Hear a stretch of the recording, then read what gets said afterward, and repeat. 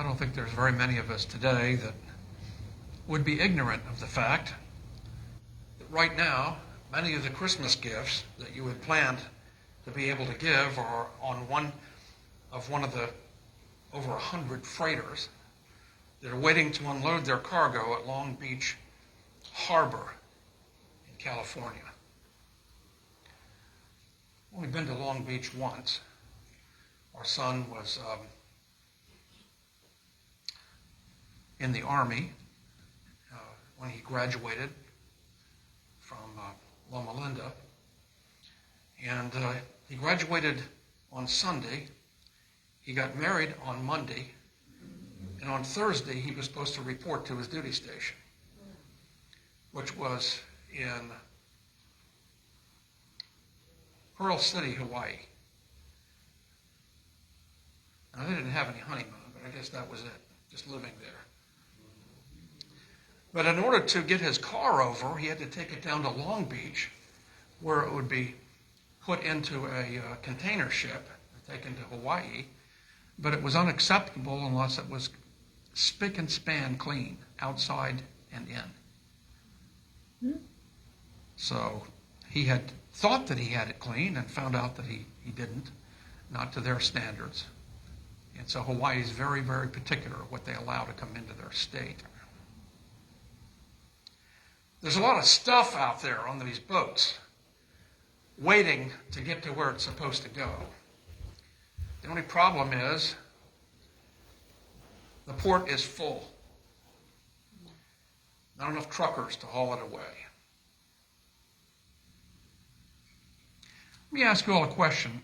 You don't have to show your hands, but I wonder how many of us have been out to eat in recent weeks or months.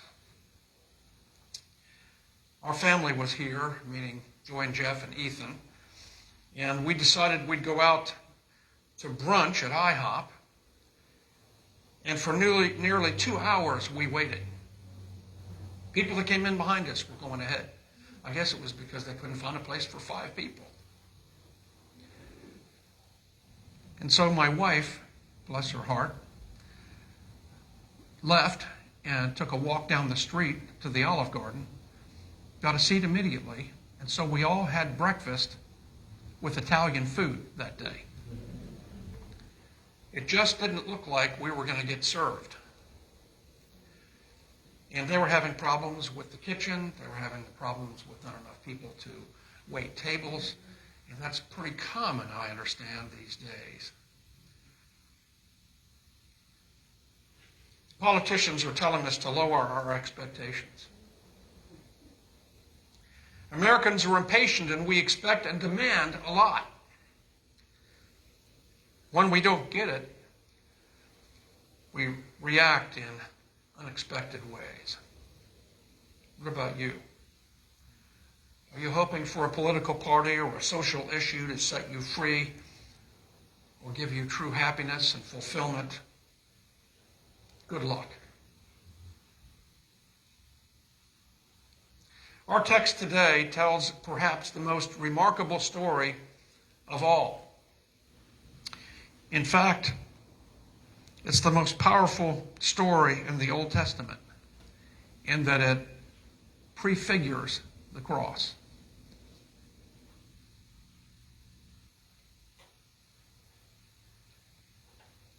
It's a story of trust.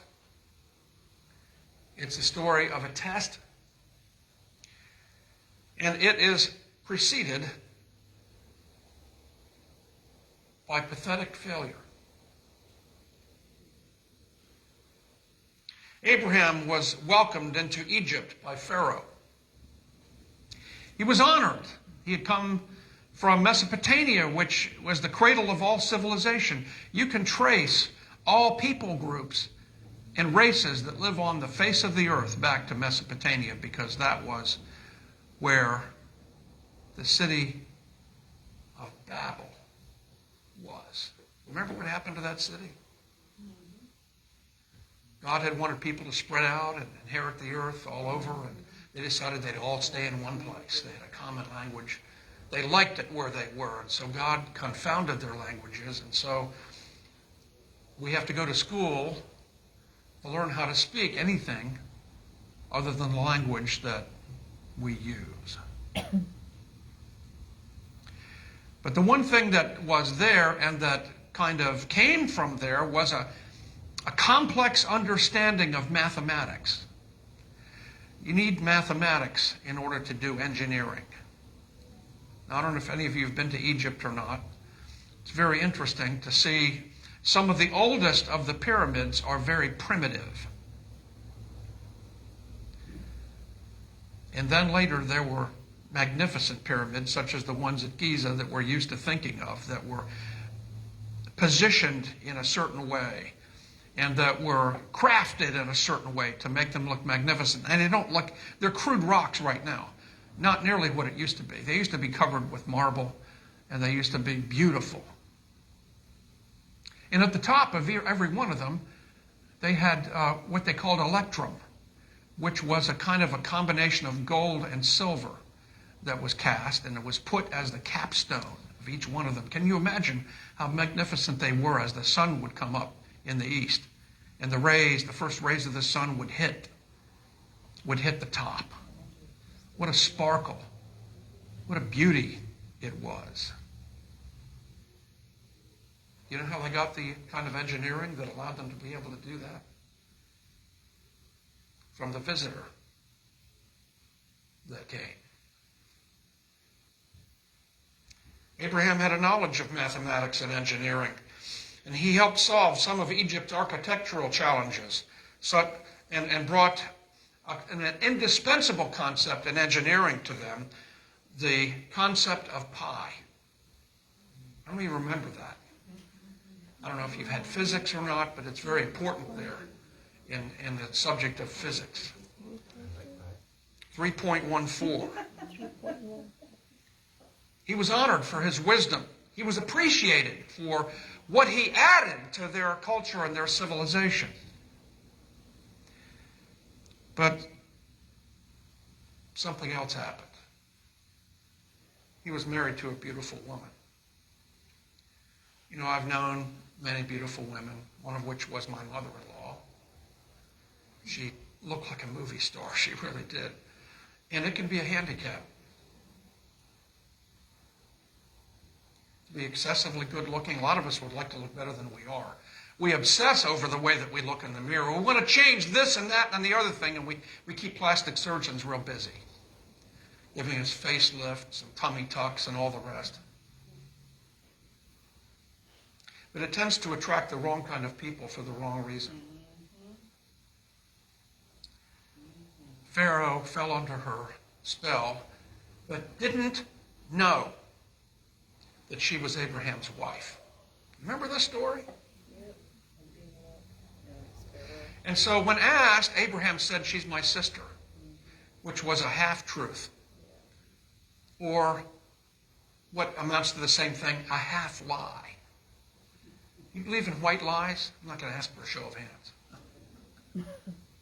I don't know what that is, except that it's something that doesn't seem to be that important. And so we make it easier for ourselves to slide by a difficult situation. And so he left it with Pharaoh that this was his sister. And Pharaoh took her into his household and was going to sleep with her until God gave him a terrible, terrible dream and revealed to him the truth. And rather than currying favor with Pharaoh, Abraham was despised by Pharaoh and ordered him and his beautiful wife to leave the precincts of Egypt forever.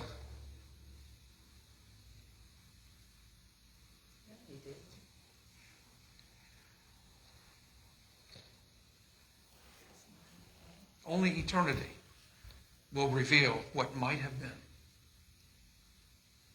It reminds you of Hezekiah, when he was told that he would die and he asked the Lord to spare his life. And so the Lord told him that the sign would be that the sundial would go backwards a certain number of degrees. Well, it wasn't just in Israel that happened. It happened all over the Middle East, because then later representatives of Babylon came. And they wanted to know They had heard this, that this man had his life extended, and they wanted to know more about it. And so Hezekiah showed them all the wealth and the magnificence of the temple and of the things that he had in his kingdom. Do you think maybe he left something out? Another generation later, Babylon remembered all that wealth, and they came and took it. When they might have known the God of heaven. What's your greatest treasure? Is it the car that you drive?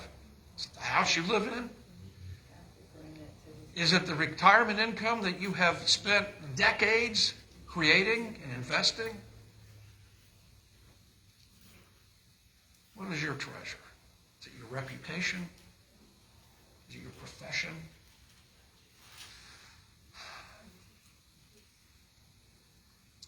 You have to love God. He puts up with so much. And he's so more often disappointed. Why do you think he had Abraham go to Egypt? If it wasn't for the fact that he was hoping that Abraham's God would also be recognized in Egypt. Have you ever failed God and yourself? Because it isn't just God that we fail. When we fail ourselves as well. Perhaps there's been unfaithfulness in your relationship. I don't know. It happens to some of the best of families. Perhaps you've misrepresented God to your own household. Perhaps neighbors would be able to tell us a different story of your professed piety than those of us at church that see each other in our best behavior. I don't know, because we've all failed. It doesn't have to be some dirty little secret that we cover up. The Bible's full of stories, isn't it? I could go from one to the other and never get this message completed. Romans 3:23 tells us all have sinned. And the context, and the Greek verb that comes next is continuous action verb. Greek has the most interesting verb structure of any language that I know of, because it's so much more specific than English is. It says, for all have sinned and continue to fall short of the glory of God. Continue to fall short. Doesn't mean that we live a life of practicing sin. It's just that sin is so insidious that a lot of us don't recognize it. We don't see it like God does. We've talked about this before in different contexts. It isn't just the things that we do that we ought not to do, but what about all the things that God has an expectation of us to do that we don't even give a thought? It doesn't even come to our imagination. Because he doesn't just call us to come to worship on the Sabbath day with one another. He expects us, when we leave, to take him with us where we go.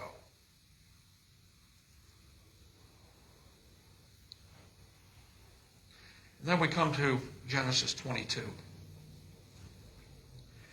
I don't know how to handle this except just to read it. But you know the story. Now it came to pass after these things that God tested Abraham and said to him, Abraham. And he said, here I am. Verse 2. And he said, take now your son, your only son Isaac, whom you love, and go to the land of Moriah and offer him there as a burnt offering on one of the mountains which I shall tell you. Now, was Isaac his only? It says here, your only son.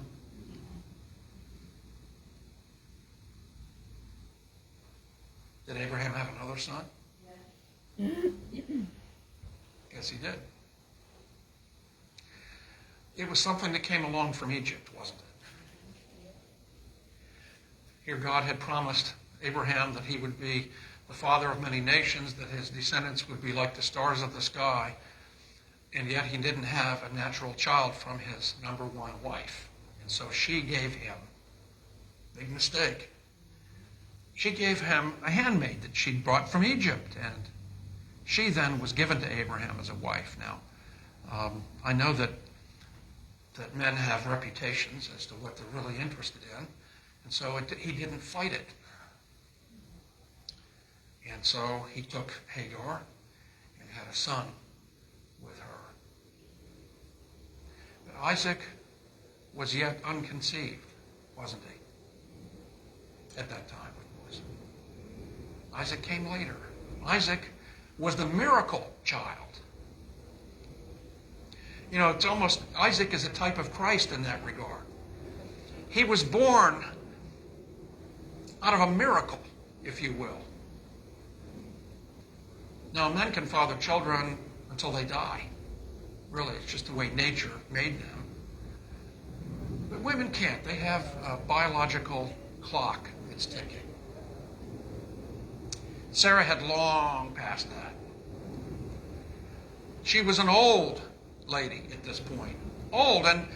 And when the messenger from heaven came to the tents of Abraham and his family, and the heavenly messenger gave the message that Sarah would conceive, what happened? What did she do? Anybody remember that part of the story? She laughed. And I think that's where Isaac's name came from. The fact that she laughed. But it happened.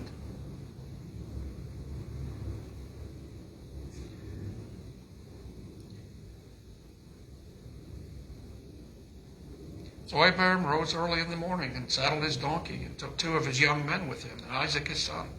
And he split the wood for the burnt offering, and arose and went to the place of which God had told him. And then on the 3rd day, Abraham lifted his eyes and saw the place afar off. By the way, that place is now in the old city of Jerusalem. The Muslims have taken it many, many centuries ago and made a shrine over the spot, because you see, Abraham is their father too. And you can visit that place. It's when we went to Israel this last time, we couldn't get in, could we, Brenda? It was closed at that point. But I was in when I went in '99. I got to see the inside of it. He saw the place. And Abraham said to the men, "Stay here with the donkey. The lad and I will go yonder and worship, and we will come back to you." Now that's interesting, isn't it? We're going to worship, and we will come back. What did God told him to do? Take his son, the son of a miracle, and kill it.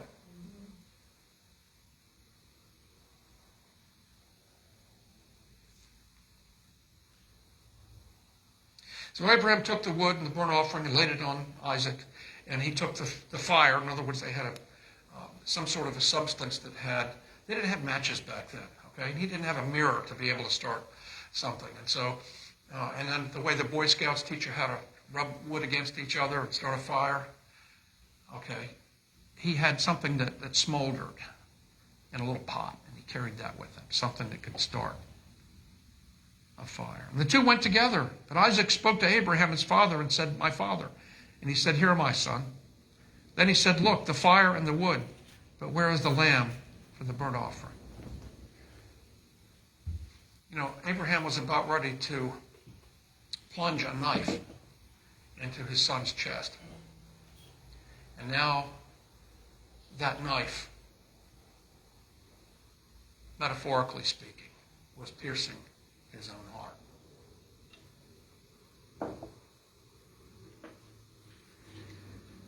Verse 8, and Abraham said, "My son, God will provide for himself the lamb for the burnt offering." And so the 2 went together.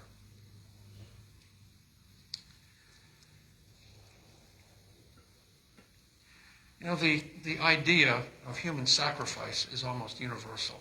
All over the world, in pagan and ancient cultures. The Aztecs and the Maya of Central America. I wrote this down from something that I had. The priests would slash open the chest of a living victim and tear out the beating heart from the body and hold it up to the sun god. They believed the gods needed human hearts and blood to remain strong. Worshippers sometimes would eat portions of the victim's body, believing that their strength and bravery would thus pass to them. Comes from the World Book Encyclopedia. In Petra, which is where the Nabateans used to live, which is south of the Dead Sea, and many people go there. If you've seen Indiana Jones and The Last Crusade, you remember that building that was carved out of red rock that was there. They call that the Treasury. Brenda and I were there a couple of years ago. We were there. Petra is on the top of rocks and mountains. And there are altars and gutters there for the blood to flow freely from the sacrifices that were there offered. In Hawaii, beautiful maidens were often cast into the blazing inferno of Kilauea, the god of the underworld, the god of the volcano. Because a volcano, of course, is where the elements from the underworld, if you will, flow out and up. Even in North America, the native people here, we think of the Maid of the Mist. If you've ever been to Niagara Falls, that's what they call those little boats that go up to the foot of the falls. If you ever go there, you got to do that. If you do nothing else, you got to do that. It comes right up to the bottom of the falls, and when you actually get there, you can't see anything because it's all fog all around you. But the story is told of how this beautiful maiden needed to make a sacrifice. And so she put herself in a birch bark canoe, and she went over the top, never to be seen again.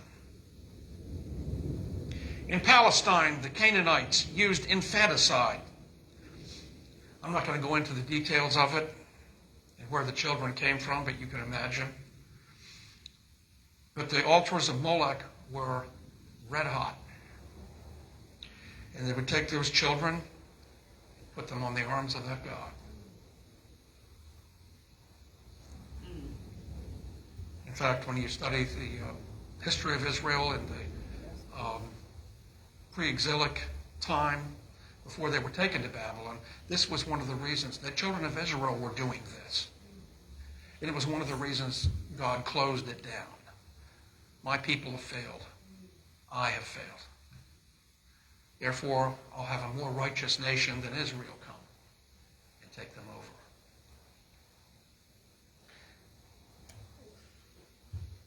In 2 Kings 3:27, which is around 800 BC when it took place, you read there about a Canaanite king offering his eldest son as a burnt offering upon the wall. The only real religion, folks, is an all-out one. These people that are pagans, if you will, nature worshipers, they were all in. The question is, are we? Not with that they believed, but with what we know to be true. Are you willing to surrender everything to Jesus? Your marriage, your job, your family, your hobbies, your money, your body. And as with Abraham, your son. And so what did Abraham do? How did he pass the test? What was the way? What was the method? He'd already failed the test miserably in front of the whole then known world. And now God gave him another chance. Is God the God of the second chance? Let me go further. He's the God of the third chance, and the fourth chance, and the fifth chance. He doesn't give up on us. We give up on him before he gives up on us.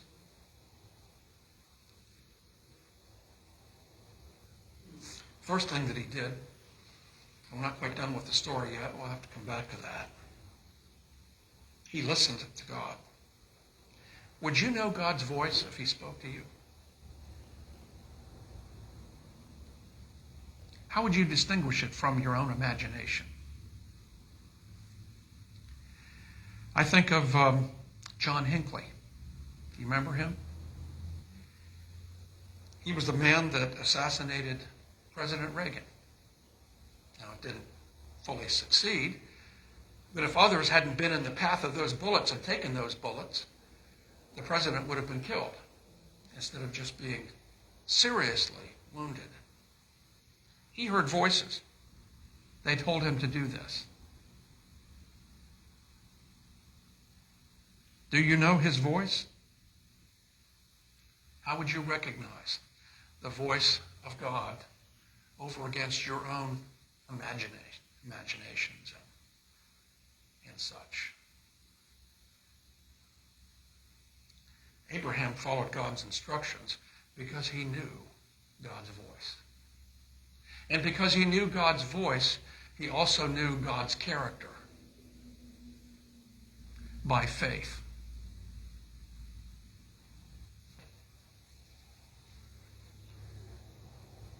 The second way was that he loved God.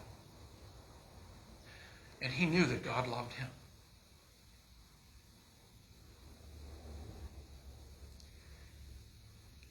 In fact, he doesn't just love God, he likes God. I remember there's a movie, an old movie called Shenandoah. Anybody ever seen it with Jimmy Stewart? And he's talking to someone that's wanting to court his daughter. In the story, this man had several sons, and he only had one daughter. I'm trying to remember the actor's name right now. It doesn't come to my mind. And he sat down with him, and he said, "Oh, I love your daughter." He said, "Yeah, but do you like her?"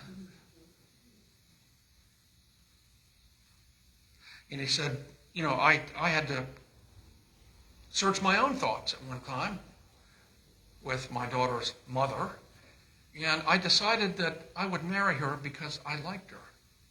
And said, I think I liked her a long time before I loved her. That's always stuck with me. How can you love somebody you don't like? One really comes before the other. Now, I've liked Brenda ever since I met her. And I still like her.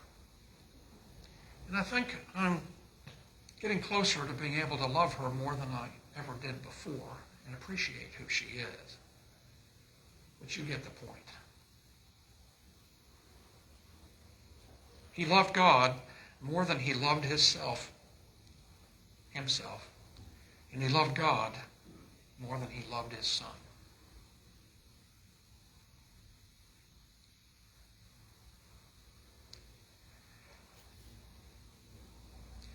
He loved the giver more than the gift.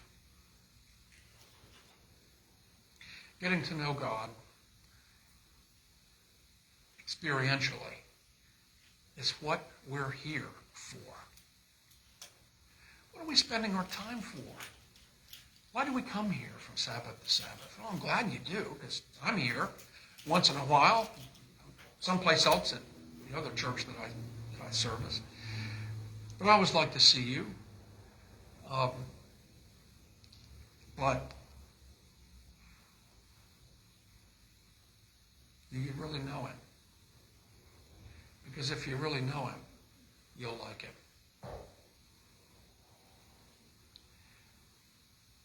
And if you like him, you'll love him enough to do what he asks. Amen. So it's not a burden. What kind of a burden was it for Abraham to take his only son, only in a special sense, if you will, the promised one, the one through whom the Messiah was in whose line the Messiah would come from, All of our hopes and dreams were there. It was all on the line.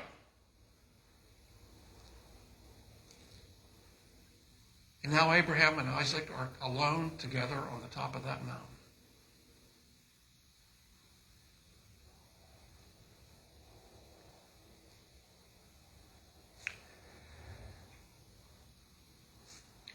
What's the third way in which Abraham passed the test?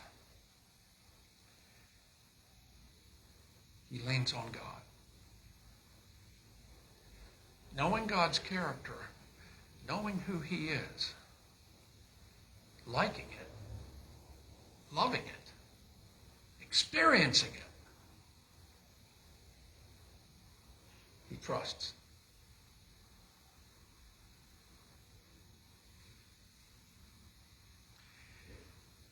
He knew God's voice. He knew God's will. He knew God's goodness. He knew God's way. And he believed in God's promise. And what was that promise? That he would be the father of many nations. And that through Isaac, the Messiah would come.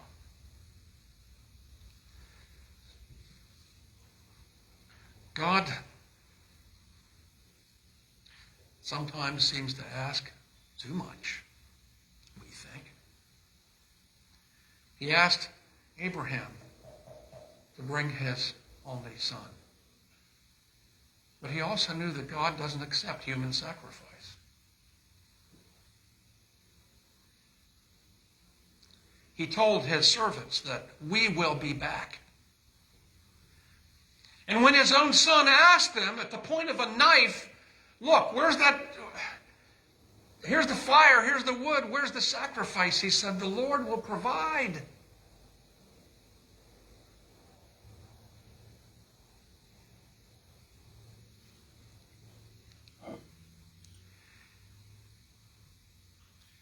They came to the place for which God had told him, verse 9, and Abraham built an altar there and placed the wood in order, and he bound Isaac, his son, and laid him on the altar upon the wood. And Abraham stretched out his hand and took the knife to slay him. But the angel of the Lord called to him from heaven and said, Abraham. So he said, here am I.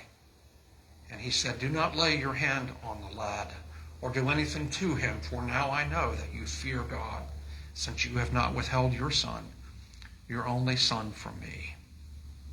And Abraham lifted his eyes and looked, and there behind him was a ram caught in a thicket by its horns. And so Abraham went and took the ram and offered it up for a burnt offering instead of his son.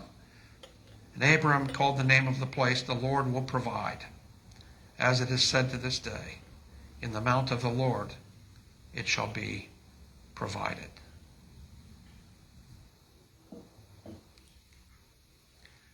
Then the angel of the Lord called to Abraham a second time out of heaven and said, by myself I have sworn, says the Lord, because you have done this thing and have not withheld your son, your only son, blessing I will bless you.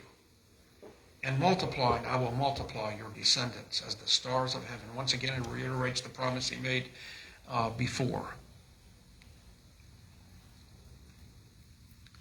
In Hosea 6:6, the prophet tells us, for I desire mercy and not sacrifice, and the knowledge of God more than burnt offerings. He wants you, and he wants me. I can understand why he'd want you. I don't understand why he'd want me. In many ways, it doesn't make any sense. He wants your understanding. He wants your involvement. He wants to bless you and give to you.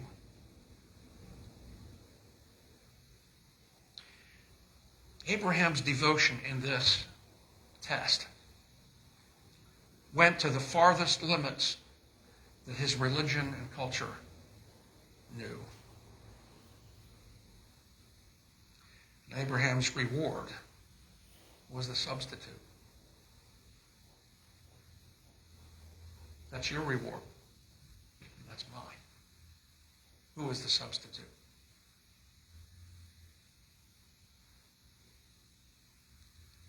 We know who the substitute is.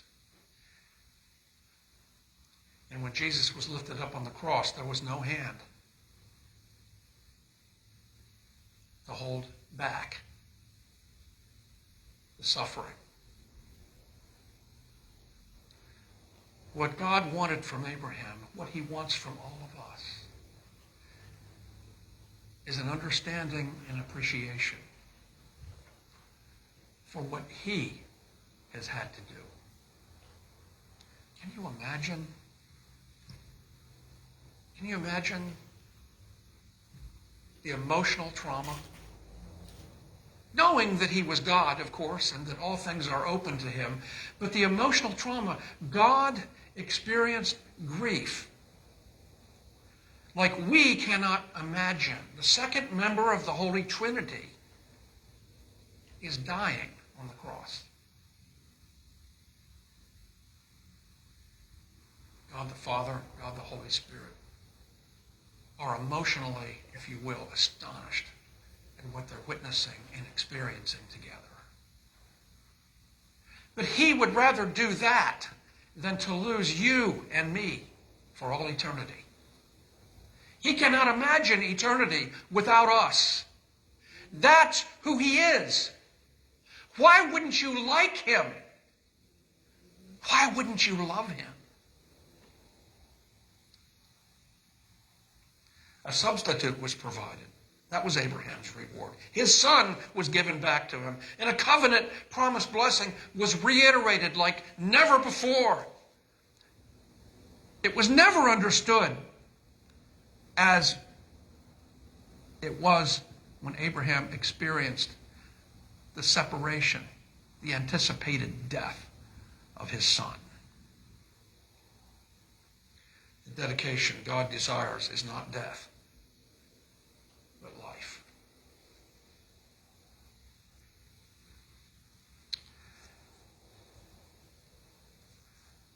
I don't know how much of this I can go into, because there's so much that I could say. Has anybody here ever heard of a man named Nikail, Petrovich, Hulikov? Some of you have. He was a Seventh-day Adventist pastor, the son of a Seventh-day Adventist pastor in Russia during the Soviet era. His father spent decades in prison for preaching the gospel. He was imprisoned in a gulag in Siberia for 5 years at one time. He was a very well-educated man. He had a PhD. He had attended the national universities. He was very sophisticated. He was denied his ability to continue pastoring his people by his isolation, but he remained faithful. One of the things that was his life's ambition, he was able to do. He knew Hebrew and Greek fluently, and he began to translate the Bible directly from the original languages into modern Russian.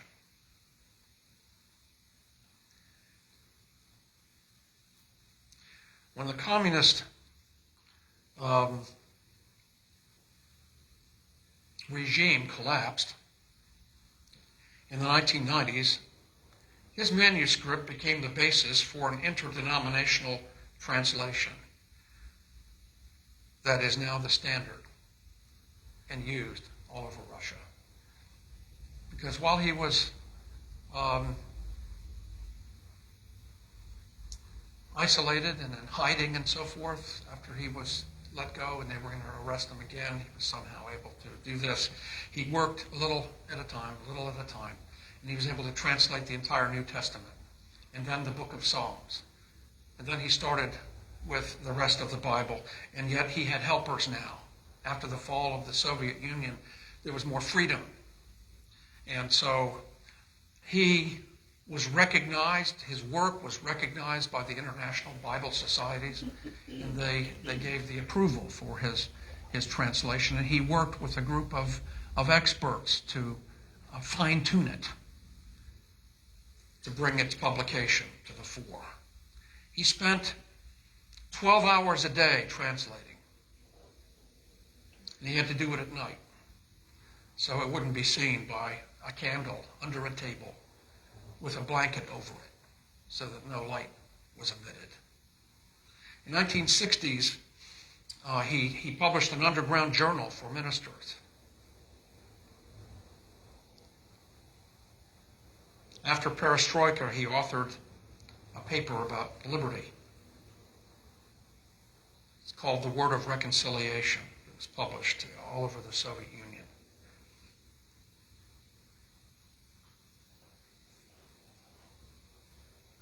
The government of Russia is not free even yet, totally, as you can appreciate. You think about the head of that country. I don't know if you know it or not, but there's an awful lot of religious groups that have been banned.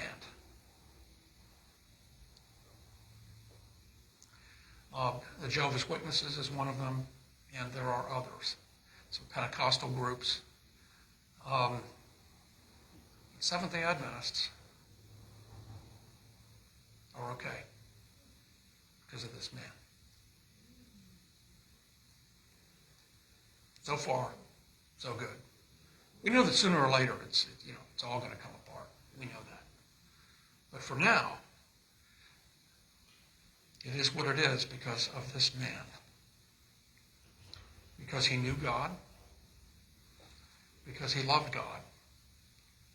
Because he spoke and was spoken to by God. Tanya Gray rewrote this story from an original that she had received, and I thought I'd share it with you. After the long day at work in his cubicle, the young man simply wanted to go home, relax, and prepare for the next day's work. As he made his way toward the elevator, he heard screaming and saw black smoke and flames billowing out of the hallway. Panic gripped him as a succession of thoughts flew through his mind. I'm on the 6th floor. I'll never make it down. I'm going to die. What he considered to be the only escape, the hallway, was now engulfed in flames and impossible to navigate. Reminds you of 9/11 and what must have happened at the top of the World Trade Center. As his mind continued to race, he heard fire engines and remembered that the office was lined with tall windows all across his floor. He coughed and staggered to the windows in hope of a swift rescue. Instead, when he looked down, he could see nothing but a curtain of smoke covering the area. Through the smoke and flames, he realized that a crowd had gathered, and along with the firemen, everyone was yelling, "Jump." 6 stories up, jump. Couldn't see a thing, jump. The young man felt a cloud of fear envelop him. Over the loudspeaker, he heard the voice of what he assumed to be a fireman. The only way you'll survive is if you jump. We've spread out a safety net. You'll be perfectly safe. As the crowd continued to yell, the young man realized that he didn't have the courage to make the leap without being able to see the net. Isn't that true? His feet were cemented to the floor. This reminds me of something that happened a few years ago. I visited with my son and daughter-in-law in Chicago. Has anybody been up to Sears Tower? It's one of the tallest buildings in the world. When you get up on the top floor, they have these plexiglass cubicles, if you will, where you can step out onto nothing, seemingly. My daughter-in-law, she went right up. She sat down, she was laying around, we got pictures of her and everything. My son only went out because she went out. And they said, come on over. I had waited in line for an hour to do that. And when it came down to it, I couldn't do it. I couldn't. My feet were cemented to the ground. I couldn't move. So I know what this man was feeling.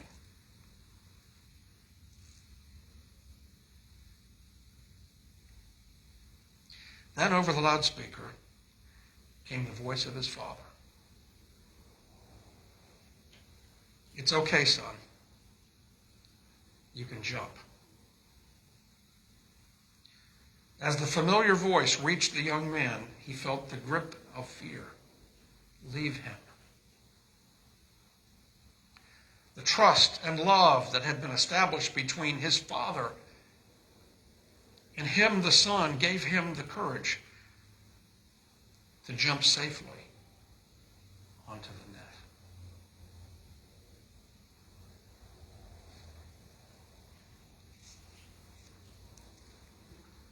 Do you know your father's voice?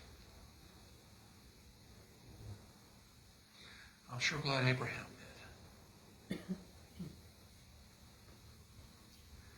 Do you love him? Have you made it a habit to trust him no matter the circumstance? From time to time, challenging issues happen in our family that concern us. One of the kids.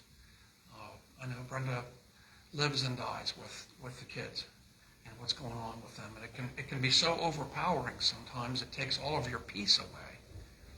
And we have to remind each other that these children do not primarily belong to us.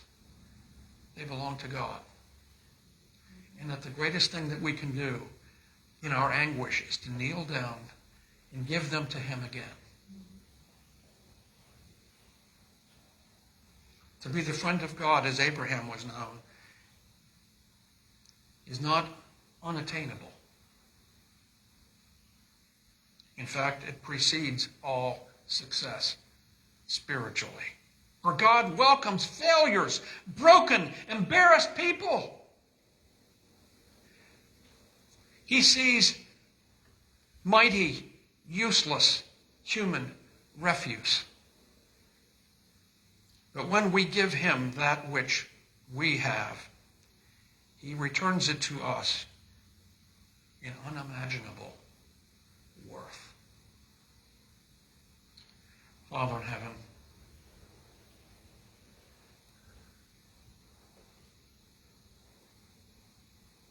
we know you because we become acquainted with your Son. And everything he is, you are. Lord, we want to know your voice. We want to trust your promise. We want to walk in faith.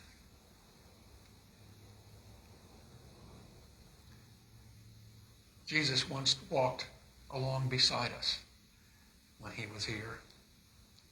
He knows how hard it is. But you're not trying to make it hard, Lord. You're just trying to make us secure.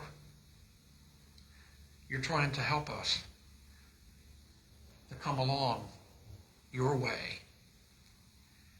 And I pray that we might make that commitment today, each of us, in our own way.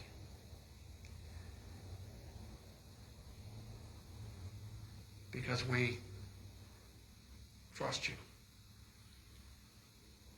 We love you.